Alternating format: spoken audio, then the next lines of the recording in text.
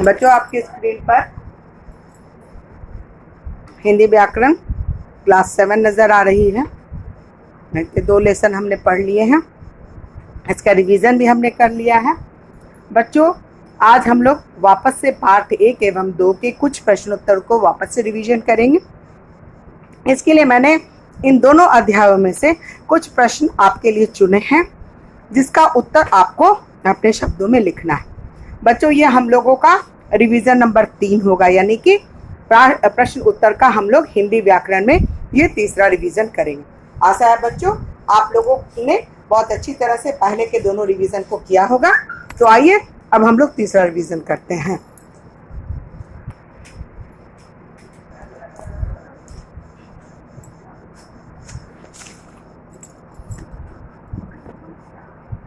बच्चों, आपके स्क्रीन पर क्लास 7 हिंदी व्याकरण पार्ट 1 एवं 2 लिखा हुआ है। ये रिवीजन है प्रश्न उत्तर का और ये भाग 3 है। इसमें कुछ प्रश्न मैंने आपके लिए चुने हैं, जिसका उत्तर आपको दोनों पार्ट में से देखना होगा, पढ़ना होगा और फिर उसका उत्तर आपको अपने कॉपी में उतारना होगा।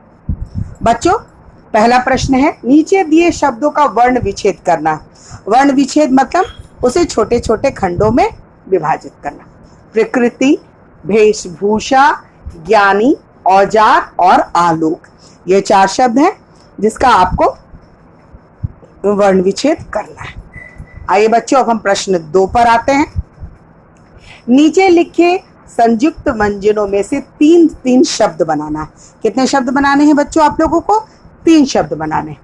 और वो शब्द जिससे आपको 3 शब्द बनाने हैं वो हैं दूध, त्व, क, तम और ज।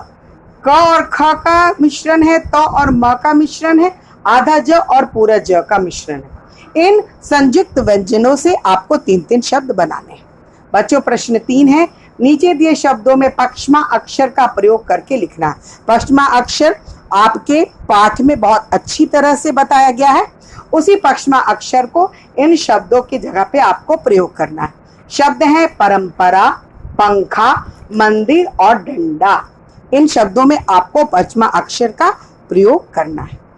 अब आइए बच्चों, हम लोग आते हैं प्रश्न 4 में। इन शब्दों का मानक रूप लिखना है।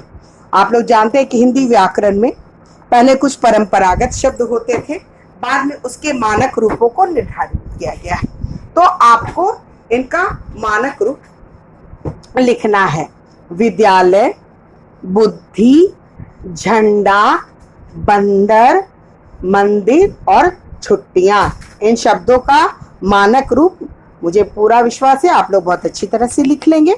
आइए बच्चों, अब हम आते हैं प्रश्न 5 पर। उचित मात्रा लगाकर शब्द बनाना। इसमें कुछ मात्राएं जो हैं वो मिसिंग है, यानी कि अपने स्थान पर नहीं है। उन मिसिंग मात्राओं को आपको इन शब्दों में जोड़ करके एक सही शब्द बनाना। जैसे म, स, म, मसम, इसमें मात्राएं नहीं लगी हुई हैं, आपको उचित मात्राएं लगानी है। ल, प, र, वह, इसमें भी मात्राएं नहीं लगी हुई हैं, आपको मात्राएं लगानी है। ब, र, श, बरस, इसमें भी मात्राएं छुटी हुई हैं, आपको मात्राएं लगानी है। ह, म, ल, य, हमलय, ये शब्द सुनने में ही अटपटा लग रहा है, जाहिर सी बात है इसमें मात्राएं नहीं लगी हुई हैं, तो इसमें भी आपको मात्राएं लगानी है। और आखिरी शब्द है प, स, त, क, इसमें भी आपको मात्राएं लगानी है। बच्चों, प्रश्न 6 अब आपके स्क्रीन पे नजर आ रहा है। इन शब्दों में से स्पर्श, अंतस और उष्म वर्ण को आपको छांटना है। बच्चों, मैंने एक ब्रैकेट में कुछ शब्द दिए हैं, आप देख रहे हैं चरखुट से एक ब्रैकेट मैंने बनाया है, जिसको 3 खानों में और 4 पार्टों में मैंने बांटा है।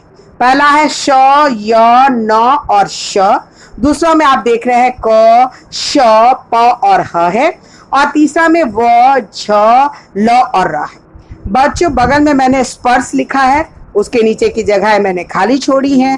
अंतस्थ लिखा है, उसके नीचे की जगह भी मैंने खाली छोड़ी है।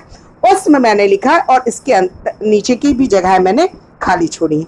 तो बच्चों आपको इन ब्रैकेट में से ये जो कॉलम है इसमें से स्पर्श व्यंजन को चुनना है, अंतस्थ को चुनना है और उसम को चुनना है और इसके नीचे जगह पर उसे लिख देना। ये आप अपने उत्तर कॉपी में बहुत सुंदर से लिखेंगे। ये मैंने आपको समझाने के लिए लिखा है ताकि आप इसी तरह से उसके उत्तर को लिखें। और बच्चों आपके सामने प्रश्न 7 है जो मैं आपके जनरल नॉलेज का भी टेस्ट करूंगी कि आप कितनी हिंदी भाषा का ज्ञान रखते हैं। मुंशी प्रेमचंद्र की कहानियां आप शुरू से पढ़ते आ रहे हैं। बच्चों उनके द्वारा लिखी गई किन्हीं 5 कहानियों के नाम आपको लिखने हैं। बहुत सारी कहानियां आपने लिखी, अभी पिछले वर्ष आपने ईदगाह पढ़ा है, तो उसी तरह से बहुत सारी कहानियां मुंशी प्रेमचंद्र की हैं जिसमें से 5 कहानियों के नाम आपको लिखने हैं। दूसरा है बच्चों रामचरितमानस की रचना किसने की थी और श्रीमद् भगवत गीता के रचयिता कौन है। ये दोनों बहुत ही महान और धार्मिक पुस्तकें हैं और अभी दूरदर्शन पर जितने सारे इलेक्ट्रॉनिक नेटवर्क हैं उसमें ये सारे सीरियल भी चल रहे हैं। तो मुझे पूरी आशा है कि इन दोनों प्रश्नों के उत्तर आप बहुत अच्छे से लिखेंगे। बच्चों ये आपका क्लास 7 का पाठ 1 एवं 2 का तीसरा रिवीजन है प्रश्न एवं उत्तर का।